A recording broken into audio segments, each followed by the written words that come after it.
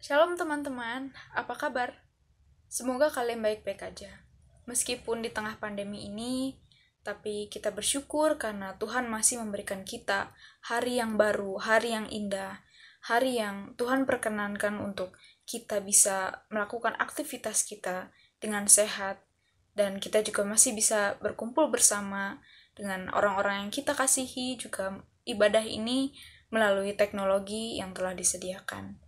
Untuk menyambut hari indah yang baru yang Tuhan berikan ini, mari kita menaikkan pujian, ku bersyukur Bapa. Banyak yang kau perbuat di dalam hidupku,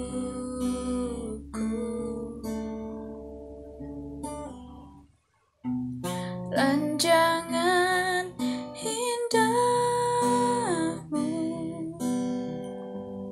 terjadi di hidupku.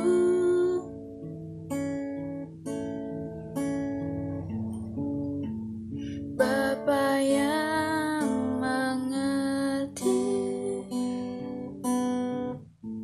segala yang ku perlu, kasih-Mu sempurna, nyata dalam hidupku. Ku bersyukur Bapa, ku bersyukur Tuhan, buat kasih setiamu di dalam hidupku. Ku bersyukur, ku bersyukur Bapa, ku bersyukur Tuhan, buat kasih setiamu di dalam hidupku. Ku bersyukur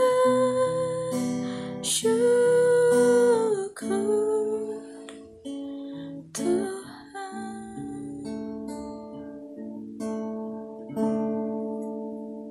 Oke, mari kita berdoa.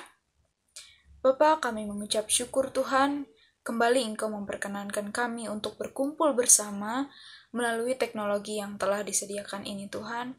Kiranya firman yang akan kami dengarkan pada pagi hari ini bisa menjadi aplikasi dalam hidup kita, bisa menjadi penopang Tuhan dalam hidup kita, dan biarlah apa yang kami dengar ini juga bisa kami bagikan kepada orang-orang terkasih kami, kepada orang-orang terdekat kami, supaya nama-Mu semakin dipermuliakan ya Tuhan.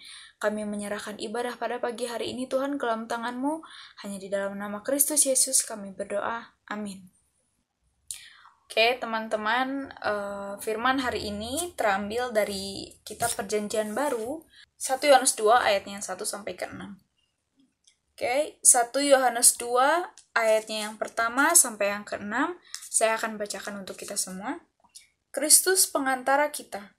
Anak-anakku, hal ini kutuliskan kepada kamu, supaya kamu jangan berbuat dosa. Namun jika seorang berbuat dosa, kita mempunyai seorang pengantara pada Bapa, yaitu Yesus Kristus yang adil. Dan ia adalah pendamaian untuk segala dosa kita, dan bukan untuk dosa kita saja, tetapi juga untuk dosa seluruh dunia. Dan inilah tandanya bahwa kita mengenal Allah, yaitu jikalau kita menuruti perintah-perintahnya. Barang siapa berkata, aku mengenal dia, tetapi ia tidak menuruti perintahnya, ia adalah seorang pendusta, dan di dalamnya tidak ada kebenaran. Tetapi barang siapa menuruti firman-Nya, di dalam orang itu sungguh sudah sempurna kasih Allah. Dengan itulah kita ketahui bahwa kita ada di dalam Dia. Barang siapa mengatakan bahwa ia ada di dalam Dia, ia wajib hidup sama seperti Kristus telah hidup. Oke teman-teman, seperti yang kita ketahui bahwa bulan Desember ini tema yang kita angkat adalah superhero. Nah, untuk penggemar MCU atau DC pasti sangat suka ya dengan tema pada bulan ini. Ya. Nah, bayangan apa yang muncul di benak kalian kalau kalian tuh mendengar kata-kata superhero? Pasti kan ada yang berpikir mungkin superhero itu adalah metahuman kayak Superman, atau misalnya dia crossbreed antara manusia sama makhluk-makhluk celestial kayak si Quill itu. Nah, atau mungkin seseorang yang rela berkorban untuk kita, nggak selalu harus dari fiksi, tapi orang-orang di sekitar kita, misalnya orang tua kita atau saudara-saudara kita yang rela berjuang untuk kita, rela mempertaruhkan apa milik dia, maksudnya mengedepankan kita, mengedepankan orang-orang terkasihnya daripada dirinya sendiri. Oke. Nah, pada hari ini saya tidak akan membahas bagaimana caranya kita menjadi superhero dan bagaimana caranya kita bisa menjadi superhero yang terkenal dengan superpowers-nya itu. Tidak, kita pada hari ini akan membahas tentang superhero yang telah mati di kayu salib untuk menebus dosa kita semua, yaitu Kristus Yesus. Nah, seperti film-film superhero lainnya, pasti selalu ada latar belakang atau prolog dari yang menceritakan tentang bagaimana nantinya si superhero ini akan datang ke dunia. Oke, jadi saya akan menjelaskan sedikit. Dimulai dari kejatuhan manusia dalam dosa, pada waktu Adam dan Hawa diciptakan, Allah memberikan kehendak bebas, yaitu kehendak di mana Adam dan Hawa itu bisa bebas melakukan apapun di situ, dan Tuhan tuh mau melihat apakah dia akan nurut, apakah dia akan tetap menaati perintah-perintah Allah kalau misalnya mereka diberi kehendak bebas ini. Nah, ternyata meskipun mereka diberikan kehendak bebas itu, mereka menyalahgunakan kehendak bebas itu, di mana akhirnya mereka melakukan pelanggaran terhadap perintah Allah. Nah, kita ketahui pada saat itu ketika Adam dan Hawa berada di Taman Eden, perintah Allah yang diberikan kepada mereka itu adalah untuk jangan memakan buah dari pohon kehidupan dan buah dari pohon pengetahuan yang baik dan yang buruk. Nah, setelah iblis menggoda Hawa, akhirnya Adam dan Hawa tergoda oleh godaan iblis itu, dan mereka melihat bahwa memang buah yang sebetulnya dilarang itu kok kelihatannya enak. Akhirnya ya udah mereka makan. Mereka dalam hati mungkin berpikir bahwa ini nggak apa-apa kok, makan sekali-kali, emang bakal gimana gitu. Lagian si ular juga sebelumnya berkata bahwa kamu sekali-kali nggak akan mati, tapi kamu kayak Allah loh, bakal tahu mana yang baik dan mana yang buruk. Nah, seseorang yang diajukan godaan seperti itu atau tawaran seperti itu kan nggak mungkin mereka akan menolaknya ya kan, apalagi dengan menambahkan bahwa mereka akan seperti Allah. Nah, seperti Allah adalah sesuatu yang tinggi, sesuatu yang kita tahu bahwa Allah itu sempurna. Jadi mereka akhirnya ya sudah terjatuh dalam dosa itu. Nah, Allah murka. Allah akhirnya mengusir manusia, Adam dan Hawa juga si iblis ini keluar dari Taman Eden. Nah, jadi setelah mereka diusir keluar dari Taman Eden, lalu Tuhan berkata kepada mereka bahwa ada 2 keturunan di dunia ini setelah kejatuhan manusia dalam dosa itu. Yang pertama adalah keturunan perempuan, yakni keturunan Hawa, dan yang satu adalah keturunan ular. Nah, yang membedakan adalah apa? Keturunan perempuan adalah mereka yang selalu taat kepada Allah, mereka yang selalu menuruti perintah-perintah Allah.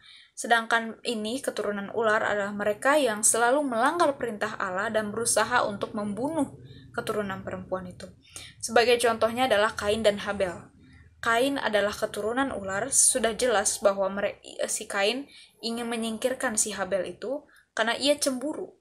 Karena Habel adalah seseorang yang sangat menaati perintah Tuhan, yang memberikan segalanya yang terbaik untuk Tuhan. Jadi akhirnya Kain itu sirik sama si Habel ini, dan si Habel akhirnya dibunuh. Lalu keturunan perempuan dan keturunan ular itu masih ada sampai detik ini. Nah, kita bersyukur karena kita merupakan keturunan perempuan, di mana kita disebut keturunan perempuan karena kita berasal dari perempuan yang nanti akan melahirkan Yesus. Kenapa disebut keturunan perempuan? Karena nanti itu Yesus bakalan lahir dari keturunan perempuan ini, dari Hawa ini gitu. Itulah kenapa disebut keturunan perempuan. Nah, itu adalah latar belakang sedikit kenapa akhirnya Yesus sampai turun ke dalam dunia ini. Kita mengetahui bahwa Allah itu sangat mengasihi manusia. Tuhan melihat, Allah tuh melihat kalau di dunia semakin lama semakin gelap, semakin penuh kejahatan, semakin penuh penderitaan yang dihasilkan dari dosa ini. Akhirnya dengan kasih yang begitu luar biasa, kasih yang begitu besar, Allah mengaruniakan anaknya tunggal, Tuhan kita, yakni Yesus Kristus, ke dalam dunia untuk menjadi juru selamat kita. Tuhan Yesus turun ke dalam dunia untuk menjadi superhero di antara kita yang telah berdosa. Tuhan tahu kok manusia itu nggak bisa menebus dosanya sendiri. Tuhan tahu manusia nggak bisa menyelamatkan dirinya sendiri. Itulah mengapa Tuhan tahu bahwa harus ada seseorang atau satu superhero yang benar-benar super untuk menyelamatkan manusia ini dari binasa, dari maut. Karena upah dosa adalah maut, sehingga manusia tidak bisa menebus dosanya sendiri. Kalau misalnya Yesus tidak turun ke dalam dunia ini, kita tidak akan selamat. Kita tidak bisa menjadikan diri kita itu sempurna, menebus dosa kita itu kita tidak bisa. Akhirnya itulah mengapa Tuhan mengirimkan Yesus Kristus di tengah-tengah kita. Dan Kristus Yesus adalah definisi superhero yang sesungguhnya. Definisi superhero yang sejati di mana dia mau mengorbankan nyawanya demi orang-orang yang dikasihinya, yaitu manusia. Yesus Kristus itu sangat mengasihi manusia. Nah, berbeda dengan supernya itu adalah seperti bisa menghancurkan planet, bisa terbang atau lain segalanya.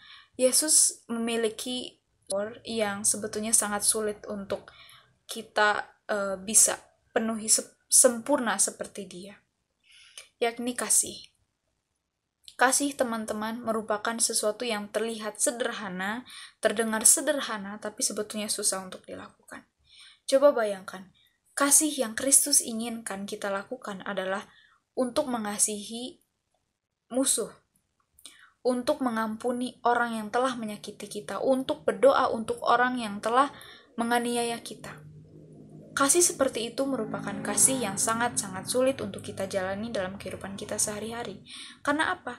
Karena kita memiliki kepahitan terkadang kepada orang. Saya tanya, terkadang kita di tempat ini juga punya konflik kan sama saudara. Yang namanya saudara mungkin tidak akan terlepas dari konflik itu. Nah, kita dalam konflik itu terkadang berusaha untuk mengasihi saudara kita sendiri.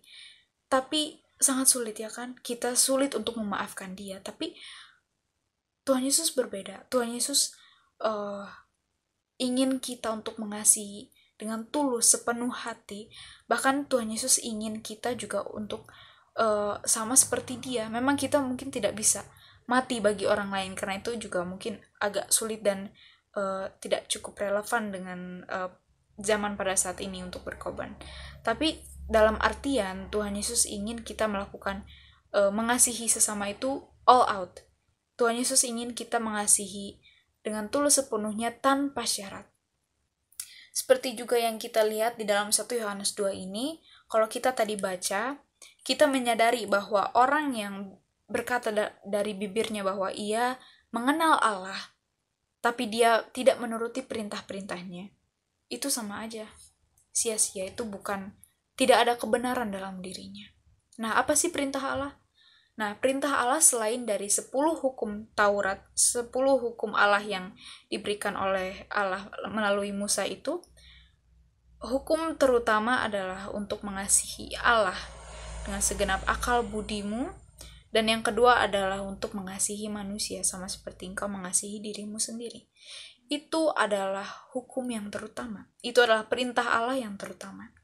Nah, apakah kita bisa menjalani, apakah kita bisa memenuhi perintah Allah tersebut? Kita ini adalah keturunan perempuan tentunya. Apakah kita ingin menjadi seperti dia, seorang superhero yang mau rela menyelamatkan manusia dengan mengorbankan nyawanya. Kita terkadang kalau misalnya ngefans sama MCU, ya seperti saya misalnya itu, saya sangat suka sama Avengers karena terus selalu saya berpikir bahwa mungkin suatu saat saya bisa seperti mereka. Itu bagaimana caranya gitu supaya saya bisa terlibat menjadi Avengers juga. Dan saya banyak berhayal gitu, ternyata ya saya harus punya kekuatan super dulu seperti dia supaya saya bisa menjadi bagian dari Avengers itu. Nah, Yesus beda. Yesus nggak nyuruh kita untuk bisa berjalan di atas air, untuk bisa memberi makan 5.000 orang, melakukan mujizat. Tuhan Yesus sebetulnya nggak kepengen kita untuk melakukan itu. Hal tersebut memang banyak terjadi, mujizat itu banyak terjadi kalau kita ketahui, tapi sebetulnya Yesus itu hanya ingin kita untuk mengasihi sesama. Hanya ingin kita mengasihi Allah. Bagaimana kita bisa mengasihi sesama? Bagaimana kalau kita bisa mengasihi Allah kalau kita mengasihi sesama pun kita susah? Itu dia. Makanya Yesus mengajarkan kita untuk mengasihi sesama dengan sepenuh hati, dengan tulus. Karena kita mencontoh, kita hidup dalam dunia ini tujuannya adalah untuk memuliakan Allah. Kita harus melihat Yesus sebagai superhero kita, Yesus yang menjadi teladan kita. Untuk menjadi superhero seperti Yesus tidak perlu kita melakukan banyak hal yang superior, banyak hal yang di luar rasio manusia. Kita cukup mengasihi sesama saja. Untuk itu, teman-teman, apakah kita sudah mengasihi sesama untuk menjadi seperti Kristus? Apakah kita telah hidup seperti Kristus? Kita baiknya merenung. Saya mengajak kalian untuk selalu membaca firman, selalu berdoa, karena kita hidup tanpa Tuhan adalah sia-sia. Seperti pengkhotbah mengatakan bahwa segalanya adalah sia-sia. Pengkhotbah mengajarkan bahwa kalau kita hidup lepas dari Tuhan, hidup ini tidak akan bermakna. Tapi kalau kita hidup seperti superhero kita, yakni Yesus Kristus, hidup ini bermakna, penuh dengan makna. Hidup ini penuh dengan keindahan. Kita jangan seperti penjahat, keturunan ular. Kita adalah keturunan perempuan. Kita adalah orang-orang yang nantinya akan menjadi anak buah Kristus. Menjadi anak-anak Kristus, bukan anak buah. Bukankah dikatakan bahwa Kristus tuh memberikan kita wahyu untuk kita memberitakan Injil ke dunia. Nah, terkadang kita melihat bahwa kayak Avengers itu ada leadernya, dan kita akhirnya menjadi kayak antek-anteknya gitu. Kita menjadi anak-anaknya. Tuhan Yesus nggak lihat kita sebagai hamba sih. Tuhan Yesus melihat kita sebagai sahabatnya. Nah, untuk itu supaya kita hidup menjadi superhero juga, kita harus meneladani Kristus. Kristus yang merupakan superhero kita. Di dalam hidup kita, sudahkah kita hidup seperti Kristus? Untuk mengasihi sesama dengan tulus sepenuh hati. Mari kita berdoa. Tuhan Yesus, kami berterima kasih Tuhan karena Engkau telah datang ke dunia ini, memberikan kami pengajaran bahwa kami sebaiknya mengasihi sesama Tuhan dengan tulus sepenuh hati ya Bapa.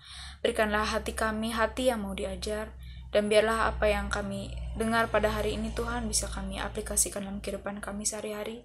Berikanlah kami hati yang seperti-Mu Tuhan, hati yang mau mengasihi sesama kita dengan tulus, hati yang mau Tuhan melakukan perintah-perintah-Mu Tuhan. Dan kami bukanlah keturunan ular, tapi kita adalah keturunan perempuan, keturunan superhero Tuhan, yang nantinya akan memberitakan Injil ke dalam dunia ini, memberitakan Injil di dunia ini, dan menyebarkan kasih Tuhan, kasih yang daripada-Mu saja.